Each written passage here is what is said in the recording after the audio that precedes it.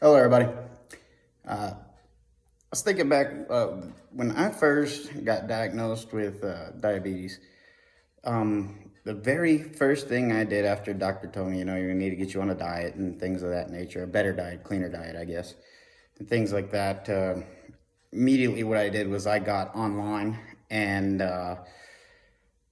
did a search and said, "What is the best diet for diabetics?" Okay, course, all kinds of stuff came up. It was nuts. Started reading on it, and of course, all the fad diets popped up. All the just every kind of diet you could think of: paleo, carnivore, Atkins, low carb, intermittent eating or intermittent fasting. Excuse me. Everything. It just list went on like crazy. So I started just following whatever diets that thing was saying, and to not too much success with lowering all my numbers and all in general. At first, they do drop because what do fad diets do? Okay, you look at any kind of diet like that. The main things it's cutting out is dairy, breads, pastas, any kind of grains, things of that nature. There are some that have a lot of grains and stuff, but we'll get into that in a little bit. But the bottom line is I tried a lot of them, and what I noticed with a lot of those diets is you miss out on a lot of stuff if you just eat this or that or whatever. Like, let's say carnivore, for instance, it's mainly meats. Okay, a little bit of seasonings on the meats, but that's really all you eat is meats. Well, that kind of messes up your digestive tract because you're working harder to digest stuff or whatever. So now you got to take in some kind of probiotic to help your digestive tract, or even find some sort of fiber supplement to help clean that out. Things like that. Another thing I tried to implement in my diets right away was different kinds of supplements. You read online and you go, "Oh shoot, this person says this cured my diabetes, this cured my high cholesterol, this cured this cured that." And I took a lot of supplements because I was always looking for that quick fix as well, and to no avail. Um, Even to this day, the supplements that I do take is for like inflammation and things, not for this, for my diabetes stuff, because it just didn't work. But you could go up on these diets, go on the fat diet, do whatever you're thinking about getting on a diet, or your doctor says you got to get on a diet or whatever. There are some good fat diets for different problems, but um, right away when you start these fat diets, you're gonna notice a change in your energy level. You're gonna lose pounds, you're gonna gain pounds, whatever your goal is. Um, it's going to happen kind of quick because why? Well, you cut out a lot of bad stuff you were eating before, or you portioned it out in different ways to where you're not taking all that stuff in. When I first started diets, you know, I got into all that mess, and my blood sugars went down. Still not where they needed to be, but they went down. Started putting on a little bit of weight, things of that, all the problems that come with type 1 diabetes. Things started to come around a little bit. Then it just kind of flatlined. My sugars were like 220, 200 all the time, which was better than 300, 400, 500 when I found out I was diabetic. But it kind of everything stopped there. I wasn't getting any better. So it helped to a point. Okay. So after trying all these diets, supplements, all this other stuff, met a doctor. He recommended a couple diets to look into, like the paleo, which is good. It has organic fruits, vegetables, or organic vegetables, fruits, meats, lean meats, things of that nature. Nothing like breads, dairy, grains are all out. And I had another one telling me, just get on a low carb diet. Okay, so now I do a combination of both of those. Okay. Um, I came up here to Colorado, and this doctor I'm seeing now, he taught me more about label reading and things like that, and I started looking into label reading a lot more. Um, and to me, that has been the most beneficial thing for me. I know what my problem is. I know what my goal is. I know what I need to take in. I know what I need to leave out. Okay. So I learned how to read labels, serving sizes, portioning as well. Portioning was huge too. People ask me about portioning, like, man, well, these athletes, they eat like nonstop all the time. Well, yes, they are professional athletes. They put in a bunch of training hours, rigorous training hours, plus their games or races or whatever they do, and they burn all those extra calories off. They need those extra calories to keep their body fueled and going. Normal people, even people who work out a lot and have a rigorous job, we don't need that much. Okay. Of course, everybody is different. Like I always say, so really talk to your doctor, nutritionist, whatever you have about that. But for the most part, us, at least Americans, we love to overeat on anything. Yeah, I mean, like when I first found out I was diabetic, of course, I was still racing at the time and things like that, training all the time, whatever. I got on this diet, and I would eat a whole can of green beans and a whole rotisserie chicken in one sitting. You know, when I was active a lot too, my body was just starving for those carbs. You know, and I could not supply it with what it was starving for. I was having like withdrawals from it, kind of thing. But yeah, if you're dieting's funny, you know, you're gonna see all kinds of diets. They're gonna be way overwhelming. And what I recommend 100% if you're serious about getting on a diet, and you've never been on one before, or you're one of those people that on for a couple weeks, off for 4 months kind of thing, start just with portioning. Learn portions. Unless you have a problem like I had that you need to get on one now, learn portions. Okay. If you need to get on one now, this is going to be overwhelming too for a little bit, but really, really, really take the time to learn how to do this.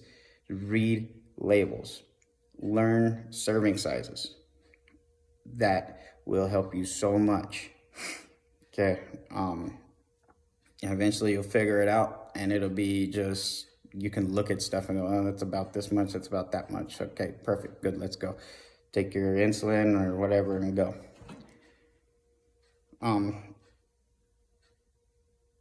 I have a buddy that he had a problem. He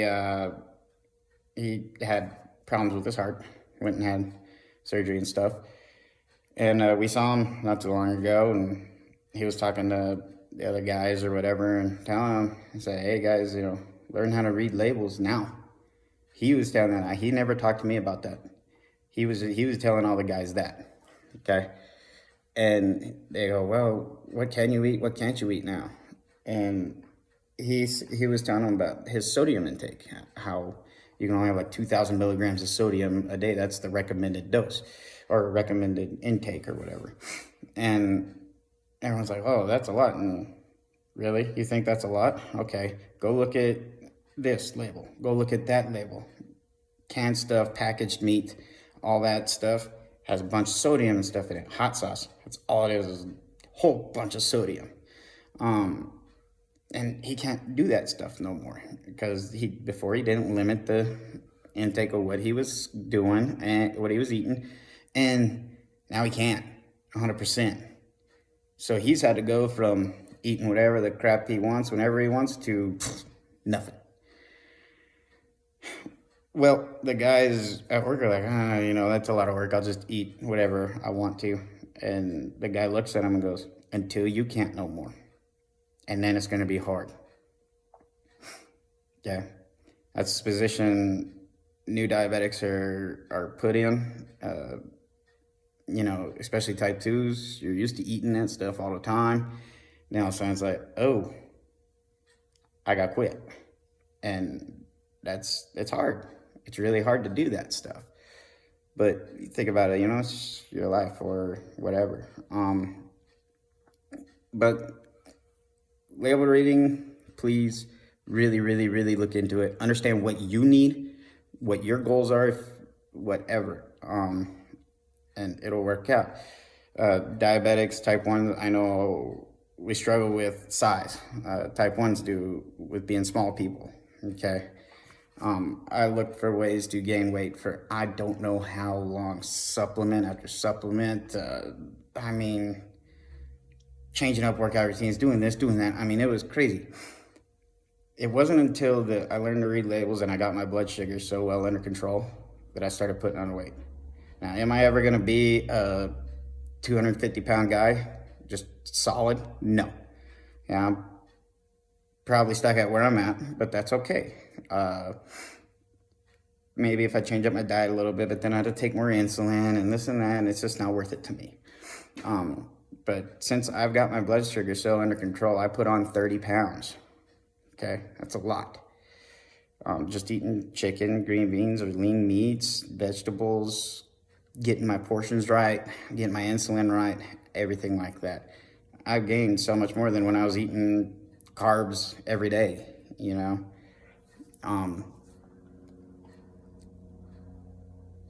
But yeah, it's a big deal to try to get that. So a big problem that everybody has too with this label reading and all this other mess is going to restaurants. Okay, going to restaurants is extremely difficult to find something that people with conditions like me can actually have and to stay on their diet. Okay, or to even guess whatever carbs are in these meals.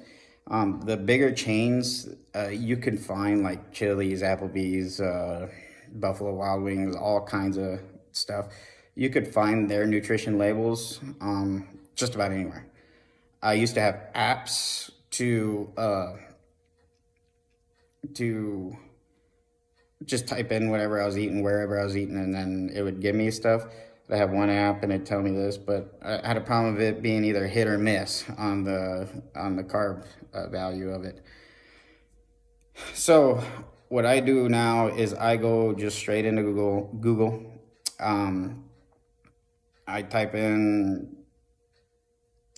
fries at Chili's or whatever you're eating there, or salad at Chili's, carbs in salad, nutritional value of this or that or whatever. And it brings up all the websites with nutrition labels. Well, I look at like 4 or 5 of them, okay? Because one's going to tell you, oh, this is 100 grams of carbs. And then you scroll down another one, it's like, no, it's like 52. And then you scroll down another one, then it's like, no, it's like 49. And then you go to another one. So I kind of average it out, get close as possible.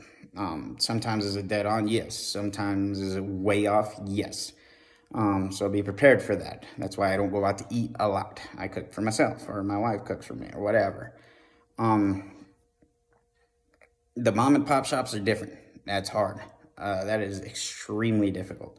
I love supporting mom and pop shops, but it is extremely hard for me to get a good carb value on a carb, how many grams are in this stuff and everything. So what I do to help with that is you can go on, again, Google. Let's say, I want a cheat meal. I'm going to have some chile rellenos, Go in there and you search in there carbs and chile rellenos. And it'll pop up and it'll say a bunch of different things, different people. Again, stuff like that's hard to judge on, but you can get an averaged out sort of thing and punch in your numbers or do your math to figure out how many units you need, things like that. So don't think just because you go to these restaurants and you get, the rotisserie chicken or the smoked chicken or whatever the case, that you're eating fine, okay?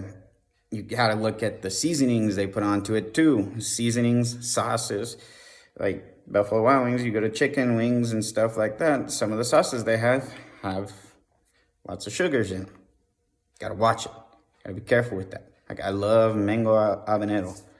I love it. But I gotta be prepared for it because mango has a lot of natural sugars. And I'm sure they're not using natural mangoes, they're, you know. But be really careful with that. Be real careful with fad diets. Be real careful with all that mess. Supplements. Read labels on everything, even the seasonings you put on stuff, the sauces you use, everything. Read labels. Learn it. Figure out what you need more of, what you need less of. Read labels, man. That's your key to a successful diet. Okay. But yeah, hopefully that helps out a little bit when dealing with this mess. It's not easy.